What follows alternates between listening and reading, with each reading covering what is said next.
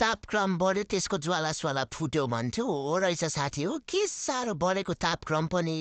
होइन म पृथ्वीमा छु कि सौर्यमण्डलमा छु म आफै कन्फ्युज हुन्छु क्या यो गर्मी देखेर एकातिर यो गर्मी अर्कोतिर यिनीहरूको यो किचकिच यस्तो पारो तातिन्छ नि दिमाग खराब भइसक्यो क्या बरु मामुकै पेटमा हुँदा आनन्द थियो तापक्रम पनि ठिक्क थियो सबै कुरा आनन्द न किचकिच न रिस केही थिएन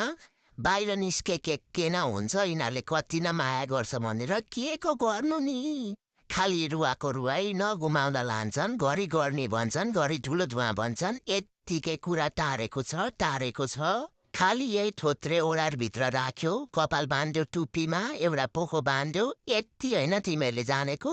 होइन आफूहरू घुम्नु निक्लिँदा चाहिँ तापक्रम पनि हुँदैन गर्मी पनि हुँदैन ठुलो धुवा पनि हुँदैन हामीलाई एक दिन लिएर हिँड्नु पर्यो भने चाहिँ 10वटा बाहना सुरु भइहाल्छ होइन तिमीहरूको के गर्नु नि म त बरु पेटभित्रै पस्नु पाए पनि पेटभित्रै पसेर आनन्दले बस्थे गाँठे